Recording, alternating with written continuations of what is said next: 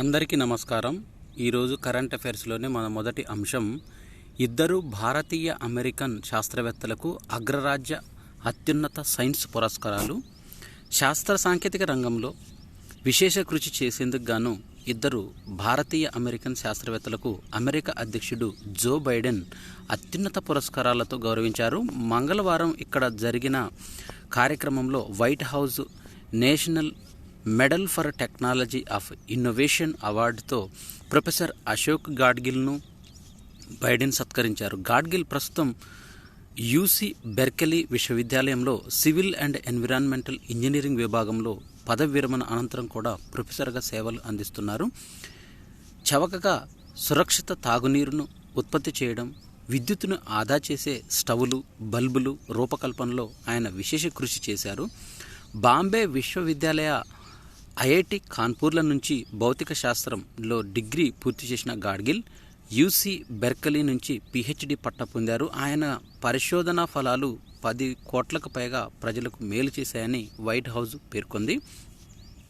Material సైన్స్లో సుబ్రా సురేష్కు మరో భారతీయ American శాస్త్రవేత్త Subra Suresh national medal of science పురస్కారం లభించింది. భారత్లో జన్మించిన సురేష్ 25 ఏళ్లు వచ్చేటప్పటికే మెకానికల్ ఇంజనీరింగ్లో డిగ్రీ, మాస్టర్, పిహెచ్డీలను కూడా పూర్తి చేశారు. అనంతరం 1956లో అమెరికాలోని బ్రౌన్ విశ్వవిద్యాలయంలో ప్రొఫెసర్గా చేరి 10 ఏళ్లకే నేషనల్ సైన్స్ ఫౌండేషన్కు డైరెక్టర్గా నియమితులయ్యారు. తద్వారా ఆ పదవి చేపట్టిన తొలి ఆసియన్ అమెరికన్గా రికార్డులకు ఎక్కారు.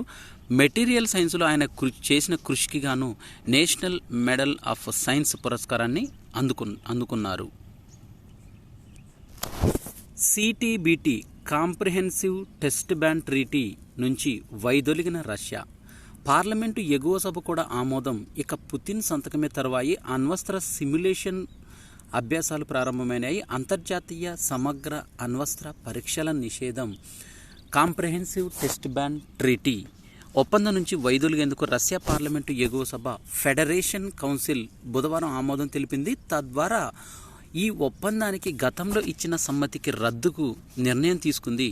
ఇంతకుముందు ఈ తీర్మానానికి రష్యా పార్లమెంటు దిగువ సభ ఏకగ్రీవకంగా ఓటు వేసిన సంగతి తెలిసిందే. అయితే దీంతో ఇక ఈ బిల్లు పైన అధ్యక్షుడు పుతిన్ ఆమోదముద్ర వేయడమే తర్వాయి 1996లో కుదిరిన సిటీబీటీ ఒప్పందం ప్రపంచంలో ఎక్కడ కూడా అణ్వస్త్ర పరీక్ష జరగకూడదని నిర్దేశించింది. ఎగువ సభ ఆమోదం లభించిన కొన్ని గంటల వ్యవధిలోనే రష్యా సైన్యం బుధవారం అధ్యక్షుడు పుతిన్ సమక్షంలో అణ్వస్త్ర స్టిమ్యులేషన్ అభ్యాసాలను నిర్వహించింది. శత్రు దేశాలు తమపైకి అణ్వస్త్రాలను ప్రయోగిస్తే వాటిని ఎలా ఎదుర్కోవాలనే విషయమై వ్యూహాత్మక శిక్షణ ఇస్తున్నట్లు రష్యా రక్షణ మంత్రిత్వ శాఖ ఇటీవల తెలిపింది.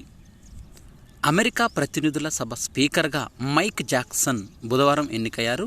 లూసియానా నుంచి చట్టసభకు ప్రాతినిధ్యం వహిస్తున్న ఆయనకు విపక్ష రిపబ్లికన్లంతా మద్దతు పలికారు. దీంతో మొదటి బ్యాలెట్ పోరులోనే జాన్సన్ స్పీకర్గా విజయం సాధించారు. స్పీకర్ పదవి నుంచి మెక్ కార్తీ తప్పుకున్న తర్వాత ప్రతినిధుల సభలో చాలా రోజులుగా కొనసాగుతున్న ప్రతిష్టంభనకు ఇక తెరపడింది. మైక్ ఎన్నిక పట్ల రిపబ్లికన్ పార్టీ నేత, మాజీ అధ్యక్షుడు ట్రంప్ హర్షం వ్యక్తం చేశారు.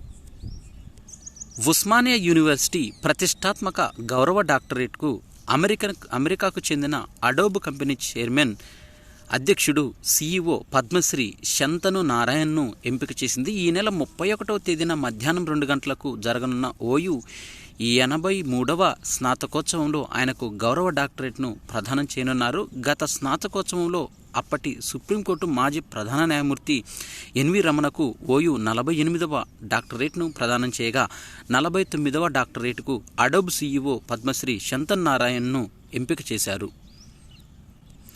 ఈశాన్య బంగాళాఖాతంలో కొనసాగిన తీవ్ర తుఫానుకు బుధవారం వేకువజామున బంగ్లాదేశ్లోని దక్షిణ చిట్టగాంగ్ వద్ద తుఫానుగా మారి తీరాన్ని తాకింది. ఆ సమయంలో గాలుల వేగం 75 నుంచి 85, గరిష్టంగా 95 కిలోమీటర్ల మధ్య ఉంది. అనంతరం ఇది సాయంత్రానికి అల్పపీడనంగా బలపడింది. తుఫాను తీరం దాటి బలహీనపడటంతో ఆంధ్రప్రదేశ్లో అన్ని పోర్టులలో జారీ చేసిన హెచ్చరికలను భారత వాతావరణ శాఖ, ఇండియన్ మెటీరియాలజికల్ డిపార్ట్మెంటు ఉపసంహరించుకుంది. మరోవైపు పశ్చిమ మధ్య బంగాళాఖాతంలో బుధవారం మరో అల్పపీడనం ఏర్పడింది. అయితే ఇది సగటు సముద్ర మట్టానికి 1.5 కిలోమీటర్ల ఎత్తు వరకు విస్తరించి ఉంది. అందువల్ల దీని ప్రభావం ఆంధ్రప్రదేశ్ పైన ఉండే అవకాశం లేదని తెలిపింది. ఇస్రో చైర్మన్ ఎస్ సోమనాథ్ ఆత్మకథ రాశారు. నిలవు కూడిచ సింహగల్ వెన్నెల గ్రోలిన సింహాలు అనే పేరిట నిలవు కూడిచ సింహగల్ వెన్నెల గ్రోలిన సింహాలు పేరిట మలయాళం రాసిన ఈ ఆత్మకథ త్వరలో రానుంది. యువతరానికి తన జీవితం స్ఫూర్తిగా నిలవాలనే ఈ ఆత్మకథ రాసినట్లు ఆయన వెల్లడించారు. అత్యంత నిరుపేద గ్రామీణ కుటుంబంలో పుట్టిన ఆయన ఇస్రో చైర్మన్ స్థాయికి ఎదిగిన తీరు, ఆ క్రమంలో ఎదురైన కష్టాలను ఆయన ఇందులో హృదయంగా వివరించారు. చంద్రయాన్ మిషన్ విజయం తనకు ఆత్మకథ రచనకు పురికొల్పిందని చెప్పారు. ఇంజనీరింగ్ కాలేజీకి పాత డొక్కు సైకిల్ మీద వెళ్ళిన వైనం తదితర విషయాలు ఈ పుస్తకంలో పొందుపరిచారు.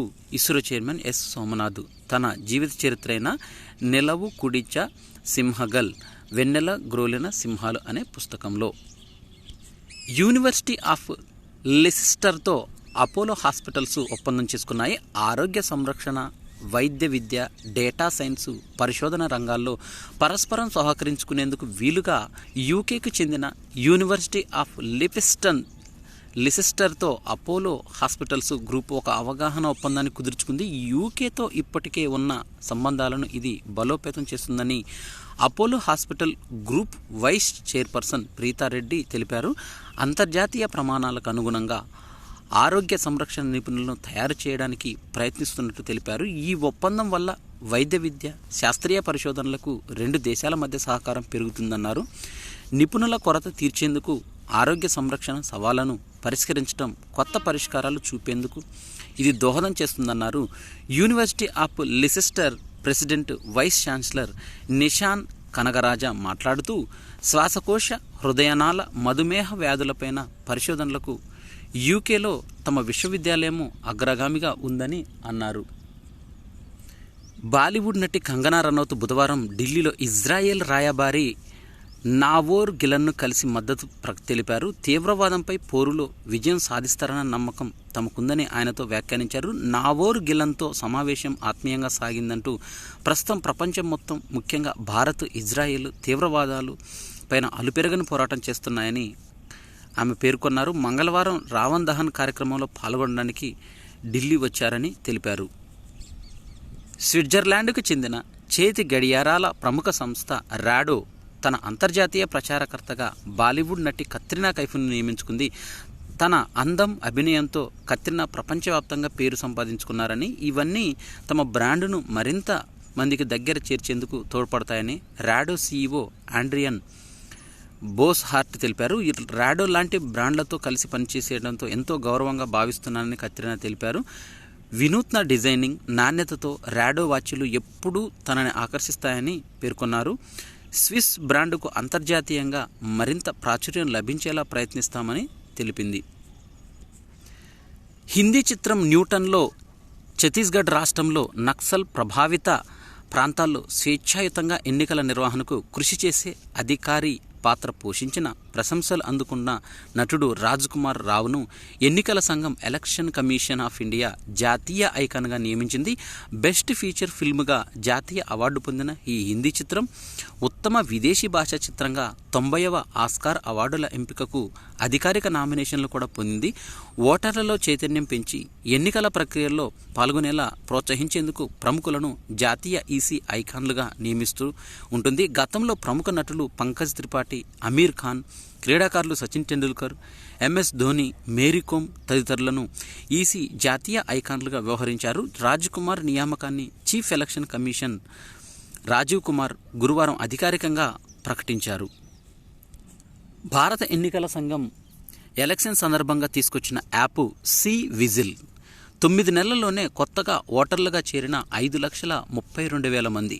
సరికొత్త ఆలోచనలు, నిశిత పరిశీలన, తమదైన దృక్పథంతో ఉండేందుకు యువత పంతా ఎప్పటికీ విభిన్నమే అంటూ 18 నుంచి 19 ఏళ్ల ఓటర్లు జనవరి 5 నాటికి 2,78,650, అక్టోబర్ 4 నాటికి 8,11,640, యువతులు దీనిలో 3,45,471, యువకులు 4,66,067, ట్రాన్స్జెండర్లు 102 మంది కూడా దీంట్లో కొత్తగా నమోదు చేసుకున్నారు. ఈ ఎన్నికల సంఘం ఓటు హక్కు పొందే మార్గాలను ఓటర్ల దరికి చేర్చి ఇంటి వద్ద కూర్చొని సెల్ ఫోన్లో దరఖాస్తు చేసుకునేలా ఏర్పాటు చేసింది. సివిజిల్ మొబైల్ యాప్ను తీసుకొచ్చింది.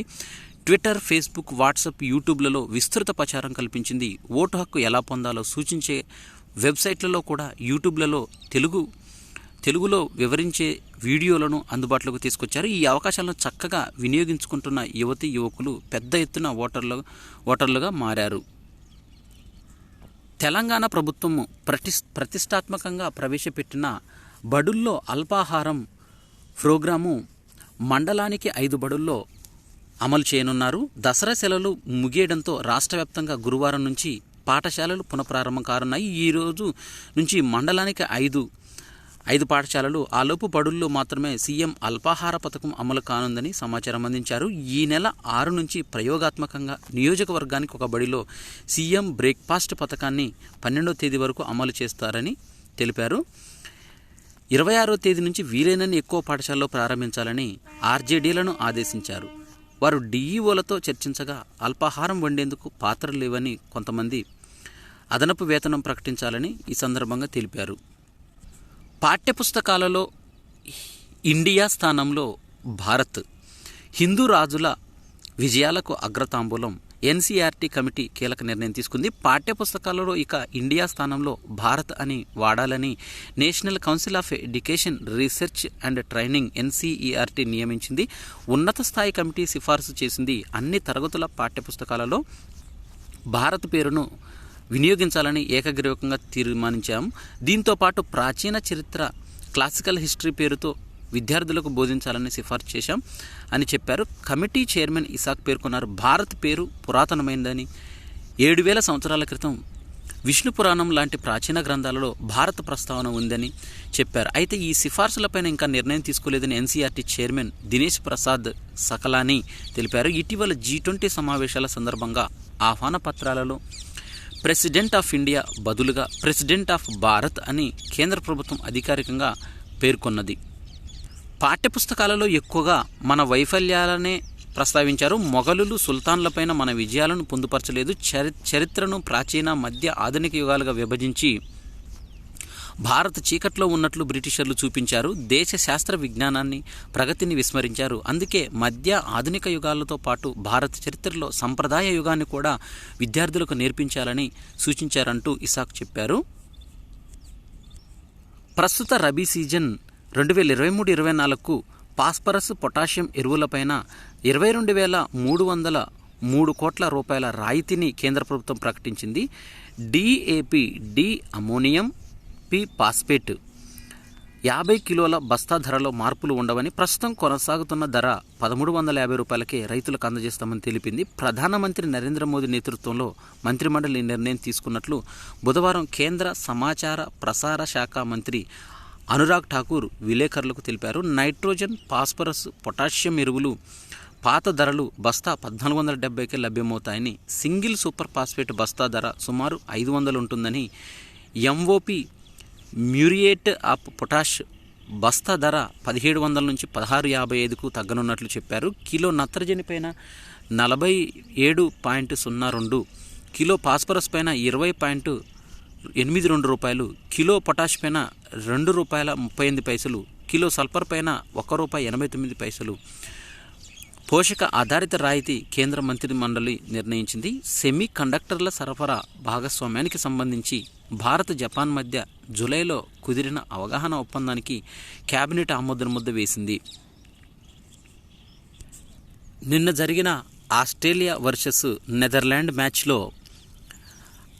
ఆస్ట్రేలియా అదరగొట్టింది. వన్డే ప్రపంచ కప్ చరిత్రలో మాక్స్వెల్ అత్యంత వేగవంతమైన సెంచరీ 40 బంతుల్లో సెంచరీ చేయడంతో బుధవారం 309 పరుగుల తేడాతో నెదర్లాండ్ను చిత్తు చేసింది. పరుగుల పరంగా ప్రపంచ కప్లో ఓ జట్టు సాధించిన అతిపెద్ద విజయం ఇది.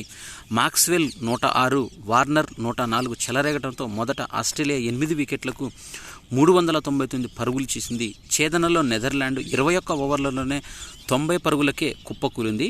ఇక మ్యాచ్కి సంబంధించిన పూర్తి సమాచారం. స్కోర్ బోర్డులో ఆస్ట్రేలియా ఇన్నింగ్స్ మొత్తం 50 ఓవర్లలో 8 వికెట్ల నష్టానికి 399 పరుగులు తీసింది. నెదర్లాండ్ మొత్తము 21 ఓవర్లలో ఆల్అవుట్ అయింది, 90 పరుగులు మాత్రమే సాధించింది. ఇక ఈ మ్యాచ్లో హైలైట్స్ చూసినట్టయితే 6 వన్డే ప్రపంచ కప్పుల్లో వార్నర్ శతకాలు, అత్యధిక ప్రపంచ శతకాలు సాధించిన ఆసీస్ బ్యాటర్గా వార్నర్ చరిత్ర సృష్టించాడు. 40 సెంచరీ కోసం మాక్స్వెల్ ఆడిన బంతులు. ప్రపంచ కప్పు చరిత్రలో అత్యంత వేగవంతమైన శతకాన్ని సాధించాడు. మార్క్రమ్ 2023లో శ్రీలంక పైన 49 బంతుల్లో పేరిట ఉన్న రికార్డును అతడు బద్దలు కొట్టాడు. మొత్తంగా వన్డే క్రికెట్లో మాక్స్వెల్ది 4వ ఫాస్టెస్ట్ సెంచరీగా నమోదైంది. 115 నెదర్లాండ్ బౌలర్ డి లిడ్ 10వ ఓవర్లో ఇచ్చిన పరుగులు. మాక్స్వెల్ ఊచకోత ఫలితంగా చెత్త రికార్డు అతడి పేరిట నమోదైంది. వన్డే క్రికెట్ చరిత్రలో అత్యధిక పరుగులు ఇచ్చిన బౌలర్గా డి లిడ్ నిలిచాడు. ఈ అవాంఛనీయ రికార్డును ఇప్పటి వరకు ఆసీస్ బౌలర్ మిక్ లూయిస్ 113 బాల్స్ 2006లో దక్షిణాఫ్రికాపై ఉంది. 309 ఆస్ట్రేలియా గెలుపు అనంతరం ప్రపంచ కప్ చరిత్రలో పరుగుల పరంగా ఓ జట్టు సాధించిన అతిపెద్ద విజయము. ఇక స్కోర్ బోర్డు చూసినట్టయితే భారత్ ఆడిన మ్యాచ్లు 5, గెలిచినవి 5, పాయింట్స్ 10, నెట్ రన్ రేటు 1.353. దక్షిణాఫ్రికా ఆడిన మ్యాచ్లు 5, గెలిచినవి 4, ఓడినది 1, points 8, net run rate 2+2.370. New Zealand ఆడినవి 5, గెలిచినవి 4, ఓడింది 1, points 8, +1.481 net run rate. Australia ఆడినవి 5 మ్యాచ్లు, గెలిచినవి 3, ఓడినవి 2, పాయింట్స్ 6, +1.42. ఇక మిగిలిన జట్లు పాకిస్తాన్, ఆఫ్ఘనిస్తాన్, శ్రీలంక, ఇంగ్లాండ్, బంగ్లాదేశ్, నెదర్లాండ్స్ అనేవి నెగిటివ్ రన్ రేట్లో కొనసాగుతున్నాయి. నిన్నటి వరకు ఆస్ట్రేలియా కూడా ఈ నెగిటివ్ రన్ రేట్లోనే ఉంది. నిన్నటి మ్యాచ్తోని పాజిటివ్ నెట్ రన్ రేట్లోకి వెళ్ళిపోయింది. భారత ఓపెనర్ శుభ్మన్ గిల్ ప్రపంచ నంబర్ 1 ర్యాంకింగ్కు చేరువయ్యారు. బుధవారం ప్రకటించిన ఐసీసీ వన్డే బ్యాటింగ్ ర్యాంకింగ్స్లో 823 పాయింట్స్తో గిల్ 2వ స్థానంలో ఉన్నాడు. ప్రస్తుతం అగ్రస్థానంలో ఉన్న బాబర్ అజాం 829 పాకిస్తాన్ జట్టు. గిల్ మధ్య 6 పాయింట్లు మాత్రమే. ప్రపంచ కప్లో గిల్ నిలకడగా రాణిస్తే త్వరలోనే నంబర్ 1 ర్యాంకు సాధించడం ఖాయమే. డెంగీ కారణంగా తొలి 2 మ్యాచ్లకు దూరమైన గిల్ తర్వాత 3 95 పరుగులు రాబట్టాడు. బంగ్లాదేశ్ పైన అర్ధ సెంచరీ నమోదు చేశాడు. దేశవాళీ దిగ్గజం ముంబై జట్టు మాజీ కెప్టెన్ అమోల్ మజుందార్ను భారత మహిళా క్రికెట్ జట్టు హెడ్ కోచ్గా నియమించారు. కొన్ని నెలల క్రితం సులక్షణ నాయక్, అశోక్ మల్హోత్రా, జతిన్ పరంజా పేర్లతో కూడిన క్రికెట్ అడ్వైజరీ కమిటీ ఈ పదవి కోసం పలువురిని ఇంటర్వ్యూ చేసింది. తుదకు 48 ఏళ్ల అమోల్ మజుందార్ ఈ బాధ్యతలను అప్పగించింది. పారా ఆసియా క్రీడల్లో అదరగొడుతున్న భారత్ అథ్లెటిక్స్లో మరో 6 బంగారు పతకాలు సాధించింది. పారా ఆసియా క్రీడల్లో భారత్ పతకాలను దూసుకొస్తుంది. బుధవారం పోటీలో 3వ రోజు అథ్లెటిక్స్లో 6 స్వర్ణాలు సహా 17 పతకాలు దక్కడం విశేషం. ఆర్చర్లు, షూటర్లు కూడా రాణించడంతో, షట్లర్లు రాణించడంతో బుధవారం దేశానికి 30 పతకాలు వచ్చాయి. టోక్యో పారాలింపిక్స్ ఛాంపియన్లో భారత para javelin thrower star Sumit Antil అదరగొట్టాడు. ప్రపంచ రికార్డుతో పసిడి పట్టేశాడు. పురుషుల F64 జావెలిన్ త్రో ఫైనల్లో 25 ఏళ్ల సుమిత్ 73.29 మీటర్ల దూరం ఈటను విసిరి తన పేరిటే ఉన్న ప్రపంచ రికార్డును 2023 ప్రపంచ పారా అథ్లెటిక్ ఛాంపియన్షిప్లో 70.83 పేరుతో ఉన్న రికార్డును మెరుగుపరిచాడు. మరో భారత అథ్లెట్ పుష్పేందర్ సింగ్ 62.06 కాంస్యం నెగ్గాడు. అరాచిగే శ్రీలంక 64.09 రజతం సాధించాడు. పురుషుల జావెలిన్ త్రో ప్రదర్శనలో ప్రపంచ రికార్డు ప్రదర్శనతో సుందర్ సింగ్ 68.60 స్వర్ణం నెగ్గగా రింకు 67.08, అజిత్ 63.52 వరుసగా రజత కాంస్య పథకాలు చేజిక్కించుకున్నారు. జావెలిన్ త్రో F37, 38 హాని 55 క్రీడలతో రికార్డు స్వర్ణం అందుకున్నాడు. మహిళల లాంగ్ జంప్లో T47 నిమిష 5.15 అగ్రస్థానం సొంతం చేసుకుంది. ఇప్పటికే పురుషుల T11 జాబితాలో ఈ రికార్డును ఛేదించింది. ఆంధ్రప్రదేశ్ విజయనగరం జిల్లాకు గుల్లంక ఏజెన్సీ ప్రాంతానికి చెందిన విజయ కే లలిత అనే ఆమె ఆసియా పారా క్రీడల్లో రజతంతో సత్తా సాటింది. ఇటీవల T11 1500 మీటర్ల పరుగులో ఆమె రెండో స్థానంలో నిలిచింది. 5 నిమిషాల 48.85 సెకండ్లలో లక్ష్యాన్ని చేరుకొని దేశానికి వెండి వెలుగులు పంచింది. లలిత తల్లిదండ్రులు దినసరి కూలీలు. జాతీయ క్రీడల్లో తెలుగు రాష్ట్రాల అథ్లెట్లు సత్తా చాటుతున్నారు. బుధవారం మహిళల 45 కేజీల విభాగంలో తెలంగాణ అమ్మాయి ప్రియదర్శిని మెరిసింది. మొత్తం 161 కేజీల బరువెత్తి కాంస్యం సొంతం చేసుకుంది. స్నాచ్లో 69 కేజీలెత్తిన ప్రియదర్శి క్లీన్ అండ్ జర్క్లో గరిష్టంగా 92 కేజీల ప్రదర్శన నమోదు చేసింది. కేవలం 1 కేజీ తేడాతో రజతం కోల్పోయింది. దీపాలి మహారాష్ట్ర 165 కేజెస్, చంద్రిక పశ్చిమ బెంగాల్ 161 కేజెస్ వరుసగా స్వర్ణం రజత పథకాలు గెలుచుకున్నారు. పురుషుల 55 కేజీల విభాగంలో ఆంధ్రప్రదేశ్ లిఫ్టర్ గురు నాయుడు కూడా కంచు పథకం దక్కించుకున్నారు. ఆసియా షూటింగ్ ఛాంపియన్షిప్లో భారత పురుషుల స్కీట్ జట్టు స్వర్ణ పథకం సాధించింది. దక్షిణ కొరియాలోని చాంగ్వాన్లో జరుగుతున్న ఈ పోటీల్లో అనంత్ జీత్ సింగ్, గుర్జోత్ కంగురా, అంగద్ వీర్ సింగ్లతో కూడిన భారత జట్టు అగ్రస్థానం కైవసం చేసుకుంది. కొరియా రజత, పాకిస్తాన్, కజకిస్తాన్ కాంస్యం నెగ్గింది. 10 మీటర్ల ఎయిర్ పిస్టల్ మిక్స్డ్ టీంలో ఈవెంట్లో షరబ్జోత్ సింగ్, సురభిరావు జోడీ రజత పథకం సాధించింది. 10 మీటర్ల air pistol junior mixed team విభాగంలో శుభం బిస్లా సంయం జంట కాంస్యం నెగ్గింది.